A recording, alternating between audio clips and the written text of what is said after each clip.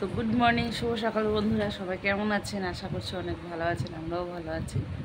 তো দেখতে পাচ্ছেন মাথায় কত তেল নিচ্ছে, মাথায় তেল দেওয়াই হয় না। আর চুল তো অর্ধেকও নেই, বলার মতন না। এখনকার জলে, কলের জলে কী মেশায় জানি না, চুল থাকে না, সপ্তাহে 3 বার শ্যাম্পু করতে হয়, এমন অবস্থা। চা খাবো আজকে একটু, অনেক সকাল সকালই। ছেলে যাবে আজকে পরীক্ষা দিতে, আজকে বেশি কথা বলার সময় নেই। রান্নাবান্না করতে হবে, খেয়ে দিয়ে বেরোবে 10টার সময়। আজকে হচ্ছে রবিবার, আর ছেলে আজকে যাবে বিজ্ঞান মঞ্চে পরীক্ষা দিতে। এই যে চা চলে এসেছে। মিঠি তো ঘুমোচ্ছে, মিঠি এখনও ওঠেনি। আর আমি চেঞ্জ করেছি সকালবেলা, কিন্তু এই যে তেল দিয়ে রেখেছি, থাকতে পারছি না। ভাত বসিয়ে যাব স্নান করতে, শ্যাম্পু করব, স্নান করে আসবো, ওই জন্য গামছা গায়ে নিয়ে। তো ছেলে গেছিলো চা করতে, তো ভাবলাম তাহলে চাটা খেয়েই যাই, নাহলে এখনই চলে যেতাম। ছেলের চাটা করতে গেল, তাই। তো দেখা হবে আবার পরে। তো বন্ধুরা, ভাত তো হয়ে গেছে, আর স্নান করে আসলাম এইমাত্র, এসে ভাতটা উঠ দিলাম। মেয়েও উঠে পড়েছে, ছেলে গেছে স্নান করতে, পুজো দেবে, খাবে, বেরিয়ে যাবে। তো কালকে তো মাছ নিয়ে এসেছিলো ওর বাবা, অনেক করে গিয়েছিলো, তো মাছ ভেজে দেবো। আর রাতে ওই গঙ্গার মৌলা রান্না করেছিলাম, সেই তরকারি রয়েছে, কতটা লাগেনি। সব কিছু মাছের এত আইটেম, তো তরকারিটা গরম করে রেখেছি, জানি না ও খাবে কিনা, মাছ ভাজা দিয়ে হয়তো খাবে। সকালবেলা বেশি ভাত খেতেও হয় না। ওকে পটিটা দে বাবা, মিস করুক।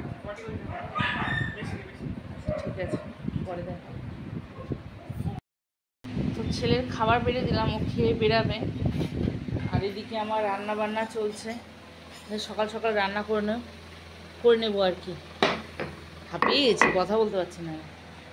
তো মাছ তো কালকে ভাজাই ছিল, এখন আবার একটুখানি ভেজে নিলাম। এই যে এখানে সেই মাছ ভাজার তেল, আলু কেটেছি মাছের ঝোলে দেবো বলে।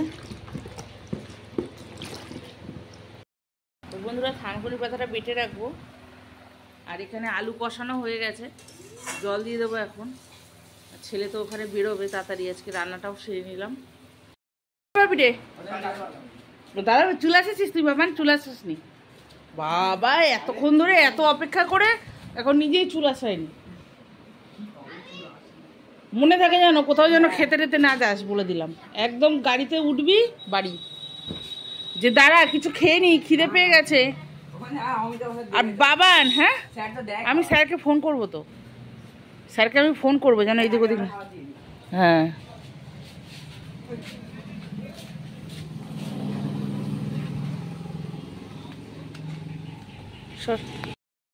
তো ছেলে চলে এলো পরীক্ষা দিয়ে বাড়িতে। বস বাবান, নুন চিনি করে দেবো।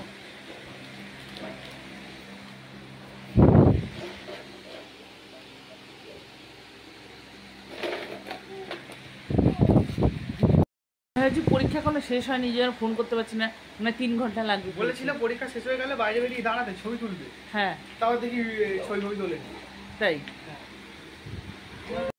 কেটে দিয়েছি বাবা। তো আমরা তো তোমার জ্বালায় এমনিই বসে, আসন তো নিতেই পারি না। সরে যাও।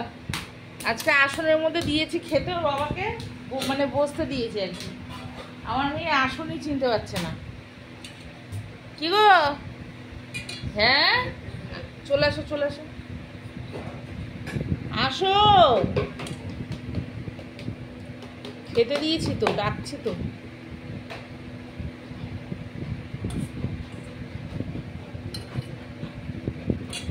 আসো।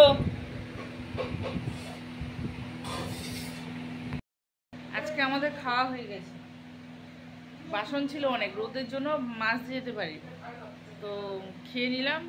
খেয়ে বাসনগুলো মাজলাম। সকালবেলা পরোটা খেয়েছি, পরোটাগুলো একটু পাতলা, খিদে পেয়ে গেছে আমার আজকে সকাল সকাল। তো আরও একটা কারণ হচ্ছে খেয়ে নেওয়া, কালকে রাতের অনেকগুলো ভাত ছিল, যত দেরি করবো ভাতগুলো নষ্ট হবে। তো সেই ভাত কটা খেয়ে গরম ভাত নিলাম, খেতেও পারলাম না। তো ওর বাবা বললো ঠিক আছে তাহলে তুমি বাসন কোসন মাজো, আমি একটু বসে রেস্ট করছি, তারপর দিও আমাকে খেতে। তাই আসলাম, খেতে দিলাম, রোদ্দুর পড়ছে জানলা দিয়ে। যাও। কি করছিস ঠাকুমার পিছনে?